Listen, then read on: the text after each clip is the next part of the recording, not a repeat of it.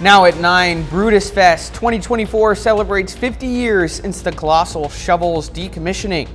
Plus, what better combination is there than cars and coffee? We'll talk to a few people who might agree. And hundreds come out in Fort Scott for the good old days, celebrating the town's history and the community. I'm Samantha Walker, and I'll have that story coming up. The 4 states' most watched news starts now. Jasper County first responders were alerted this afternoon to a single vehicle rollover crash. This is KOAM News at 9. I'm Anthony Saviello. The incident occurred near Prigmore Avenue and East 20th Street. Only one vehicle was involved. A single pickup truck failed to navigate a curve and overturned into a ditch. Speed was determined to be a factor into the crash. The Dunawig Fire Department stated it was a non-injury crash. Traffic was disrupted for about an hour. Meteorologist Lindsay Gaffney joins us with a first look at weather. Well, today we got a lot warmer than what we saw yesterday, with our high only getting up to about 72. Well, currently we're in the 70s, low 70s, about 9 p.m. tonight.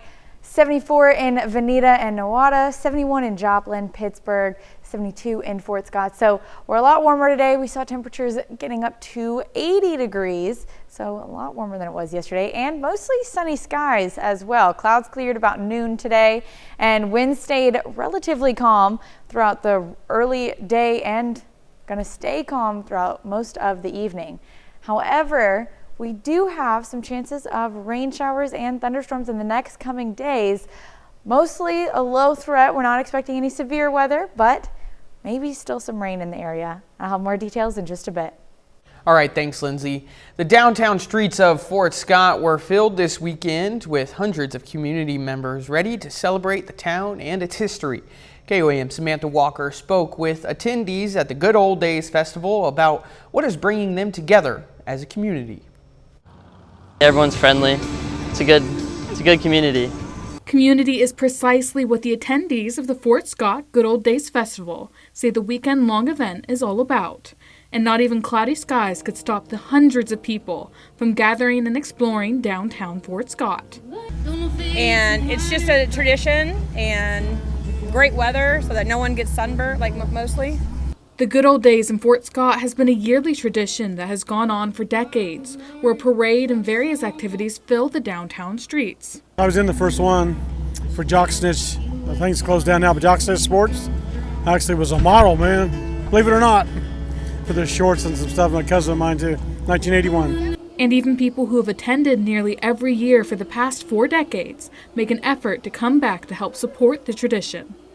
I think tradition is important. I think Fort Scott stands by tradition, and that's one thing I feel like as a community member we can say collectively, that our community is all about tradition and keeping things preserved for our future generations. The Good Old Days has something for everyone, from a street fair and 5K to funnel cakes and a car show. The event is all about embracing Fort Scott and its rich history. It's kind of an older town. I mean, it's just, I think the brick streets and a lot of things that people really like when they come to see Fort Scott. That's pretty cool. I like history, so that was pretty cool. And they fired the cannon this morning, so that was pretty cool to see. And for attendees at the Good Old Days that I spoke with, they say the best part of the event is getting to come together and celebrate as a community. I think the shutdown during COVID taught us all a lot, that we like to be with people, and this is a good thing. Just to see all the people that we know, and even if just acquaintance that we don't see very often, just checking in and saying, hey, what's up, and just basically just having a community. That's what this is about. Reporting in Fort Scott, Samantha Walker, KOAM News. This year's Good Old Days was the 43rd year for the event. Crawford State Park hosted a fishing derby today. The event is a part of Kansas's free fishing weekend. Every kid who attended the event got a reward, which could include items such as a fishing poles, a tackle box, or sports equipment. Just kind of a good way to get kids outdoors, familiar with it. Really low stress environment. Everybody, we have 5 or 6 helpers here today to help, and we're not getting on anybody. We're just here to make sure the kids know how to use the equipment and we get fish on the bank. So a demonstration on how to handle fish and what types of fish are in the area was held before the event got started. Brutus Fest was held today in West Mineral in honor of the world's largest electric shovel. The event marks 50 years since Big Brutus was taken out of commission. Activities included face painting, photo opportunities with KC Wolf, and more. Well, I think we're all fortunate to have Brutus still here because it's the only one left. They've scrapped about everything. And to have this in southeast Kansas, it's a real asset, and look at the people that's come to see it. A coal miners reunion was also held today with people who have worked with Big Brutus. Epic Drives hosted Cars and Coffee today in Joplin. The car show had everything from newer supercars to the classics. The show also had food trucks and for attendees to enjoy. We spoke with a few people who tell us why this event means so much. Cars are a passion. A lot of these cars are something you're not going to typically see every day. So to be able to come and see inside the car, experience the car, and meet people that are like-minded, it's just a really good time. Just seeing all the different cars, the different sounds, and checking out what everyone's got done to theirs, it's kind of inspiring sometimes. A total of around 100 cars were at the show today. Coming up, Fox Means Business. Stocks blooming in May. I'm David Asman with the Fox Business Network. More coming up. Carfax reports there are more than 425,000 flooded cars back out on the road. And there are several reasons why you want to avoid buying one of them. Michael Hoffman has more. Know the history of the car before you buy it. You don't want to buy somebody else's problems. When you buy a used car, you check the odometer, the brakes, and the way a car drives before purchase. It can show you the value of that vehicle. Experts say when you buy a used car, you should also be looking into the accident history. On top of that, if the vehicle has serious flood damage, it can affect more than just the value. So it's a flood title car. It's probably going to have a salvage title with it, and that would already show up when we do the insurance. When we run that VIN number on that car, it'll actually show up that's a salvage vehicle.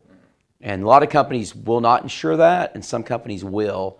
For example, we've got 7 companies, and we have probably 4 companies that won't do a salvage title, or they'll just do liability only. On top of the difficulty of finding a company that will actually insure the vehicle, you'll have issues filing claims. The experts say your best bet is to buy a used car from a reputable dealer. They'll fulfill the obligation to inform you of prior accidents and repairs. If you go through a private seller, they don't have to jump through the same hoops of reporting damage, but you can still do your homework there too. I would go through Carfax, or if you have another reputable company, it'll show you, disclosure on, how many times it's been to the repair shop, if it's had flood damage, and also the biggest things with used cars and making sure the odometer is correct and matches the Carfax. Experts with the BBB say you should also consult an expert if you can. It's worth it to do a pre-purchase inspection. If you don't have a regular mechanic that you depend on and who has worked on your cars previously, pay that small fee or whatever it is to a mechanic, and definitely have a professional mechanic test drive the car with you, look the car over, inspect it thoroughly, because they're the experts. They're the ones that are going to be able to catch things that you wouldn't. When car shopping, ask for a report. If you feel as though you've been scammed, you can reach out to the BBB and the Attorney General's office, and you should do it as soon as you possibly can. A new study reveals that many recent job seekers admit to lying or cheating in order to land their current position. 7 out of 10 of people seeking a job within the past 2 years either lied or cheated during the hiring process. The survey of 1,250 recent job applicants found that 22% admit to cheating on an assessment and lying on their resume. Half of the surveyors say they've even given a false reference. 80% of job seekers surveyed for this study were initially successful in landing a job, but around 30% ended up facing serious professional consequences once they were caught. National debt continues to rise, reducing potential economic growth for American households in the future. The nonpartisan Congressional Budget Office found that rising debt in America will surpass the growth of Americans' household income over time. The Committee for a Responsible Federal Budget predicts that will slow down projected income growth by as much as 1/3 to just over $114,000 per person. As of Friday, the national debt clock shows American public debt slightly over $34.5 trillion and growing exponentially every second. The pain at the pump, easy sliding. Fox Business Network's David Asman has a story and more on tonight's Fox Means Business. Consumer prices holding steady. A key inflation report closely watched by the Federal Reserve shows it rose 2.7% overall in April compared to a year ago. That was the same increase as the month before. A separate report shows Americans were spending less and making less last month. Personal consumption inched up only 0.2%, while personal income rose just 0.3% in April. Both were way down from March. Investors hoping the reports will let the Fed cut rates sooner rather than later. That had the Dow posting its best day of the year. The S&P 500 also closed higher on Friday, but the Nasdaq did fall by a fraction of a percent. And investors were in the buying mood this month. All three major markets soared in May, with the Dow and Nasdaq seeing their best month so far this year. Finally, gas prices are heading in reverse as we kick off the summer travel season. AAA says the national average for regular gas is now $3.56 a gallon. That's down 5 cents from last week and 10 cents lower compared to a month ago. That's business. I'm David Asman. Lindsay is next with a complete look at the forecast. And later, Mexico could soon see its first female president.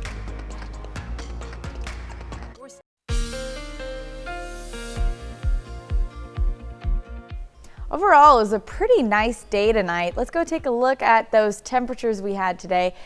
About 78 for our high out in Joplin. Surrounding counties got up to the low 80s though, so we're right about average for this time of year. Average about 82 degrees today, low 61.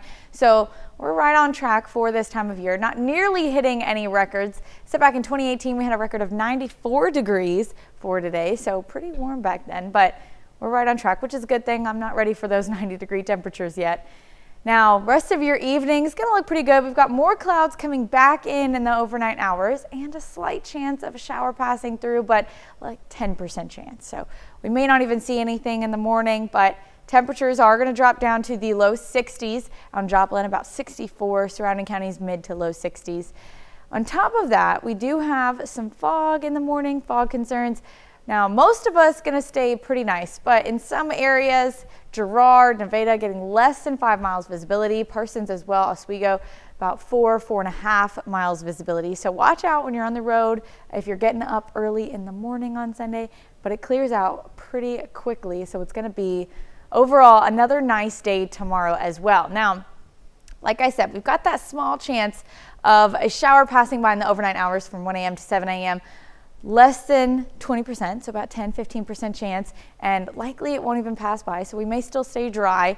And then again, in the afternoon, about 1 to 5 p.m., we've got about a 20% chance of a shower or a thunderstorm passing through as well. Now, what we see is it moving into the Wichita area and then starts to dissipate. So let's go ahead, take a look at that future track. This is what we're seeing. Sunday morning, we've got that shower passing through, but like I said, it looks to dissipate in Wichita as it passes through, may still be strong enough to make it out to Nevada, some of our northern counties, but it does dry out pretty quickly. And then overall Sunday going to be pretty sunny and really warm, getting up to the mid 80s as well.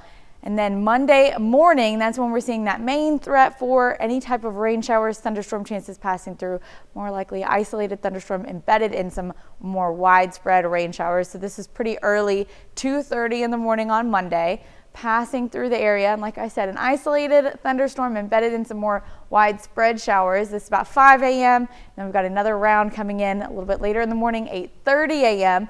Parsons getting hit, Yates Center getting hit, passing through the area hitting Joplin a little bit earlier in the afternoon, about noon to 1 p.m., and then it does clear out. We've got another round of thunderstorms passing by in the evening, and then again Tuesday and Wednesday. Now, Thursday, Friday looking pretty good. Temperatures in the 80s, sun comes back out, but unfortunately we do have another chance of some thunderstorms coming back around next weekend, Saturday, Sunday, Monday night, and Tuesday as well. All right, thanks, Lindsay. Coming up, cracking down on the border. The White House preparing new executive actions for the southern border to gain ground against President Biden's opponent. I'm Lucas Tomlinson at the White House. I'll have the details coming up. After a historic week in which Donald Trump became the first former president in history to be convicted of a crime, the ball is now in President Biden's court on how to respond. Many in the president's camp believe the best response may be no response, and to instead work on boosting his own campaign's approach to key issues. The first such effort may come early next week. Fox News correspondent Lucas Tomlinson has the details. A potential new approach to the southern border. The White House reportedly prepping an executive order that will shut down entries and asylum requests. Once the number of daily crossings gets too high, it could be signed as early as Tuesday. The move comes after the collapse of a bipartisan border bill earlier this year. It would allow Biden to make a stronger case that he's done all he can to secure the border, as the issue continues to weigh down his poll numbers.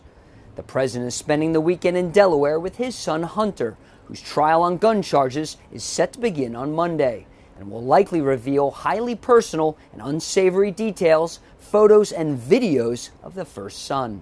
The White House may never comment on it, but you can bet that every single day of that trial is going to weigh heavily upon the President of the United States, who's going to be affected by this in a profound way. Hunter faces up to 25 years in prison if convicted. With that in mind, Biden has appeared hesitant to spike the football too much on Trump's conviction in New York. All that will do is play right into Donald Trump's claims that this is a Biden-rigged political thing.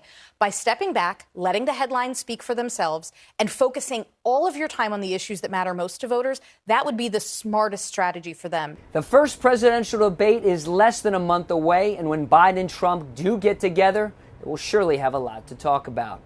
At the White House, Lucas Tomlinson, Fox News. President Biden went biking in Delaware, as you saw previously. Today, the president is spending the weekend at his Rehoboth Beach residence. Here, he can be seen biking around the town. While on his excursion, he is grilled over his relationship with Israeli Prime Minister, who he has been at odds with over Benjamin Netanyahu's moves during Israel's war with Hamas. The president is expected to return to the White House Monday. Voters in Mexico are preparing to head to the polls Sunday, and they might make history. Recent polls suggest they appear ready to elect their first ever female president. The frontrunner has close ties to the United States, so what could this mean for U.S. immigration policy? Fox News national correspondent William LaJuancy takes a look. Ahead by 20 points in the polls and backed by the widely popular left-wing Morena Party, 61-year-old Claudia Sheinbaum is likely Sunday to become Mexico's next president over rival Xochitl Gálvez. Key issues: poverty, corruption, inequality, and crime. A protege of current President Manuel López Obrador, analysts don't expect major changes in the U.S.-Mexican relationship, though some believe Sheinbaum will take stronger action against the cartels and illegal immigration. Mexico, probably more than any other country, can either undermine or strengthen the U.S.'s border and migration policy. As mayor of Mexico City, Sheinbaum claimed to have reduced the homicide rate by 50% by increasing police pay and more cooperation from the military. You have a very powerful tool at your hands from a political perspective if you continue to bet on the armed forces, but on the other side, they operate essentially outside of civilian and legal oversight. A secular Jew raised by scientist parents, Sheinbaum pursued engineering over ballet, spending 4 years at UC Berkeley studying climate change. We are convinced that decreasing the catastrophic impact of climate change necessarily requires a new development model. Like Mexico's current president, Sheinbaum opposes privatizing state-owned companies, but supports reshoring American manufacturing from China to improve Mexico's standard of living. Mexico isn't just America's largest trading partner and #1 tourist destination. Closer relations could help the U.S. address border security and the fentanyl crisis. In Los Angeles, William Lajeunesse, Fox News. Up next, World War II veterans return to France as they are set to mark the 80th anniversary of D-Day.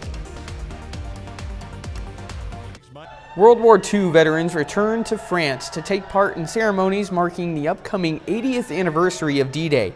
More than 60 veterans making the trip from Dallas, Texas to France, the servicemen ranging in age from 96 to 107 years old. The flight is one of several that are taking veterans to France for the commemoration. The men, like veteran Ralph Goldsticker, say they were just doing what they felt had to be done. Almost 160,000 Allied troops, 73,000 from the U.S., stormed the beaches of Normandy on June 6, 1944, for the historic battle. Over 2,500 American soldiers were killed. 30 more minutes of news, weather, and sports coming your way. Coming up, more on the war in Israel and if there really is a possible ceasefire in the future. More than 100,000 people protesting outside the U.S. Embassy in Jakarta against U.S. support for the Israel-Hamas war. Protesters blocking traffic as they chant, "God is great" and "Save Palestinians," while holding countless signs and Palestinian flags in the air. Police were deployed to protect the embassy along with the nearby United Nations mission and the presidential palace. The rally was organized by Muslim conservative groups. Similar rallies were held Friday in Jakarta and other cities in Indonesia. A rally is held in Tel Aviv for Israeli hostages still being held in Gaza. Those attending the rally showing support for a ceasefire deal that would secure the detainees' release. This comes as Israel Prime Minister Benjamin Netanyahu releases a statement calling the latest attempt for a ceasefire deal outlined by President Biden a, quote, non-starter. Some 100 people are still believed to be detained, along with the bodies of 30 more. U.S., Egyptian, and Israeli officials are scheduled to meet Sunday in Cairo to discuss the reopening of Gaza's Rafah crossing. This comes as Israel's opposition urges Prime Minister Netanyahu for a deal on hostages. Fox News correspondent Stephanie Bennett is following the story from London. World leaders are showing their support of the new proposal, including here in the UK, Germany, Canada, and also France, just to name a few. President Joe Biden says there will be 3 phases to hopefully end this deadly conflict and release the hostages. The first phase would be a 6-week ceasefire to allow both sides to negotiate a permanent end to the fighting in Gaza, which would continue until a deal is struck. Now, the second phase would return the remaining hostages and for Israel to withdraw its forces. Finally, the third phase would entail a reconstruction plan for Gaza. Hamas has said it views positively the proposal put forward in Biden's speech. This is truly a decisive moment. Israel has made their proposal. Hamas says it wants a ceasefire. This deal is an opportunity to prove whether they really mean it. Hamas needs to take the deal.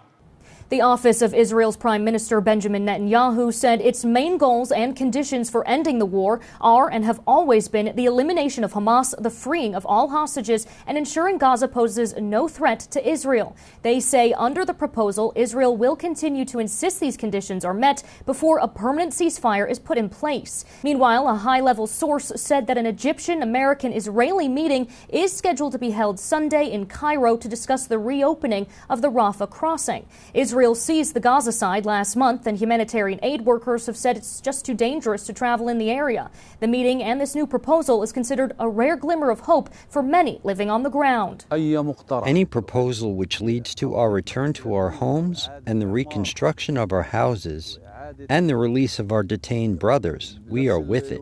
The United Nations say they are unable to feed many of the civilians on the ground in Rafah, only reaching about 27,000 out of the 1 million in need. In London, Stephanie Bennett, Fox News. Hundreds of New York City high school students protest the Israel-Hamas war, gathering at the Tweed Courthouse. A large group of students from various New York City schools come together in protest. The group showing their support for the Palestinian people, holding Palestinian flags, protesters, and wearing posters and wearing decorated clothing with their stance on it. This protest in New York City comes as a majority of pro-Palestinian demonstrations and encampments on college campuses come to an end. U.S. Defense Secretary Lloyd Austin says a fight with China is neither unavoidable or imminent. While meeting with his Chinese counterpart at a defense forum in Singapore Saturday, Austin speaking with Chinese Defense Minister Dong Jun behind closed doors, the first in-person meeting between the two since former House Speaker Nancy Pelosi visited Taiwan 2 years ago. The officials meeting as they try to repair communication at a critical time when tensions are rising between the two countries in the Indo-Pacific region. Still ahead, how a high school student went from homeless to graduation.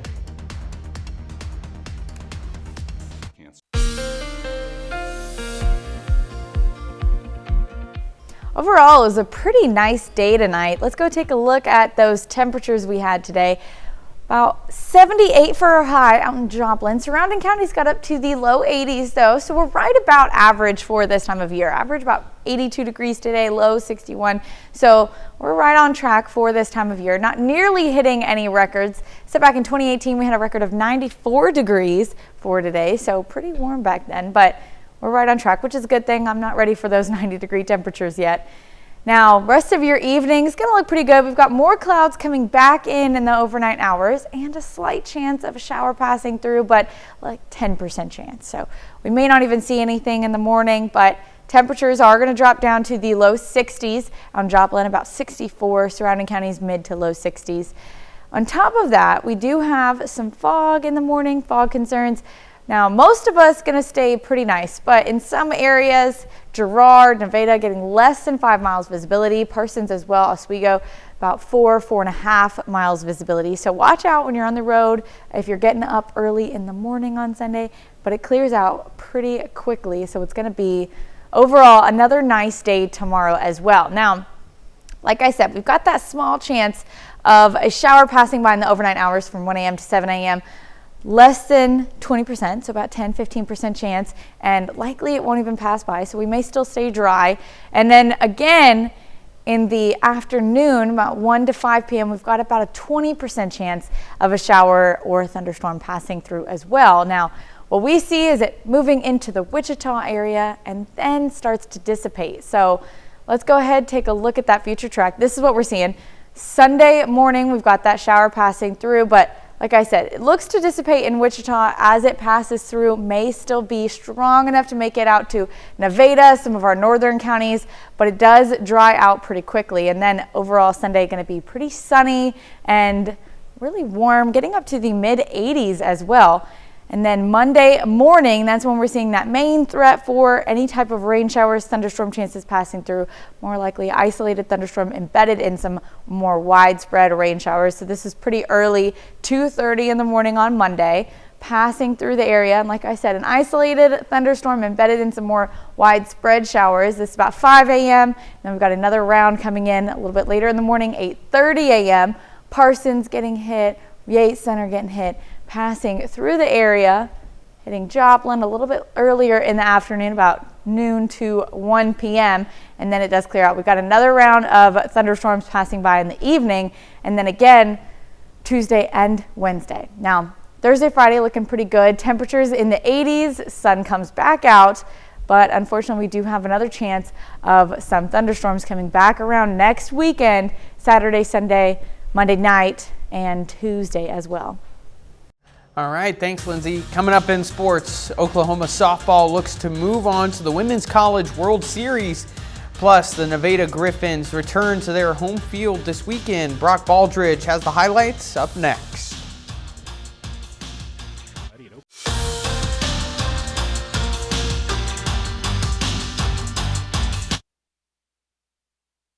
Season started. Nevada dropped the home opener on Wednesday night, and after some time off, well, they look to bounce back this weekend. The rain postponed yesterday's game, so we play on a dry evening as the Nevada Griffins host the Warren County Crop Dusters. Top of the first, starting pitcher Skylar Morrison throws a beautiful breaking ball to get the strikeout to end the inning. However, Warren County leads 1-0. We go to the top of the second now.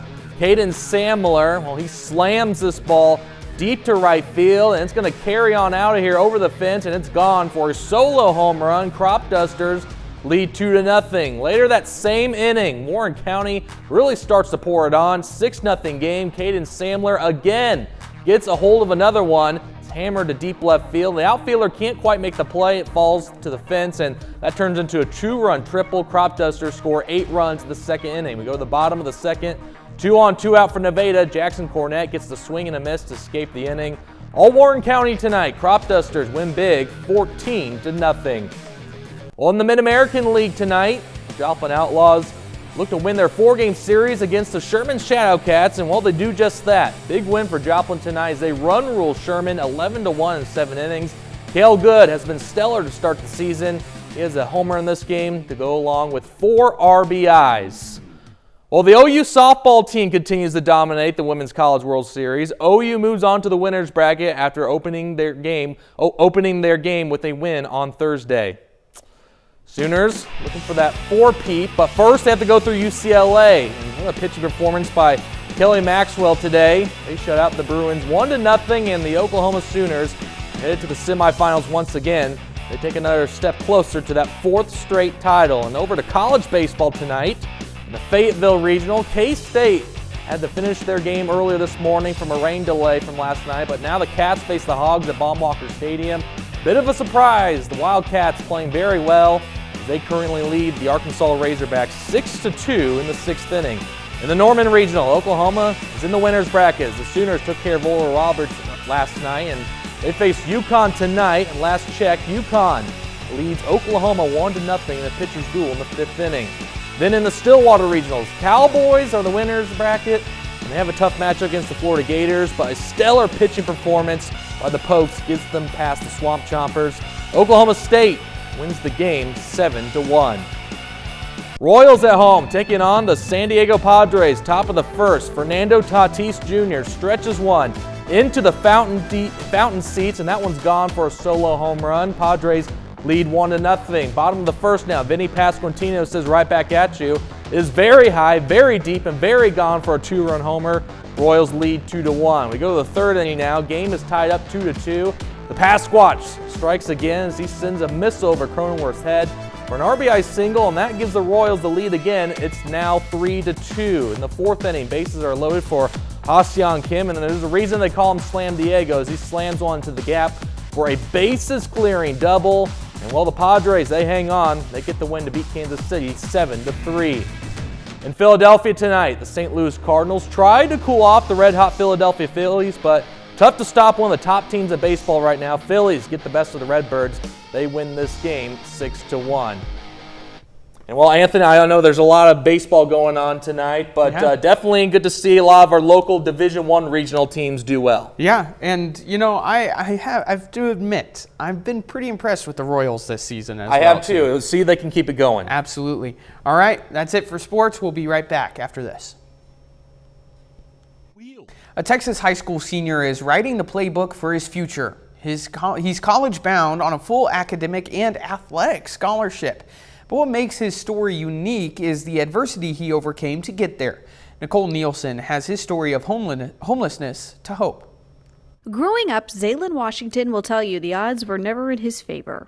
Early life was filled with a series of upheavals between parents in and out of jail and a brief stint in foster care. So at the time, I didn't know like it was broken. You know, I kind of just thought like, I really felt like I was the issue because I kept going from different places and stuff. For years at school, no one knew what he was going through. People would make fun of me because my clothes were like ripped or like too big. It wasn't until 7th grade, and when he joined the football team, he began to find a family he'd never known. I felt a lot of pressure leave on my shoulders and stuff. Like I finally found a home and someone who wants me. When he got to Nimitz High School in Irving, his living situation worsened. So much so, he found himself homeless his sophomore year. It wasn't until his youth group pastor offered him somewhere to live that he saw things start to turn around. It was the first time someone choosing me. like not having it forced on them.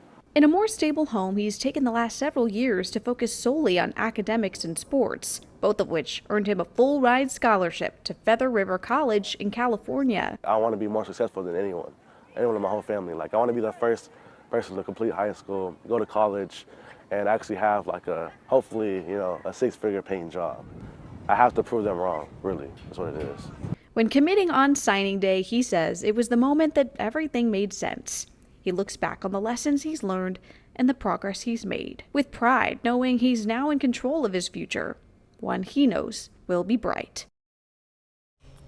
Up next, it's National Prairie Day. We'll have details of how you can celebrate. Today is National Prairie Day. The first Saturday in June is designated for this day. It was founded by the Missouri Prairie Foundation in 2016. Missouri plays host to many preserved prairies, the most prominent one in our area being Prairie State Park. You visit Prairie State Park free of charge, and once a month, the park even holds a bison saunter. Go check it out. I've been there before. It's pretty good.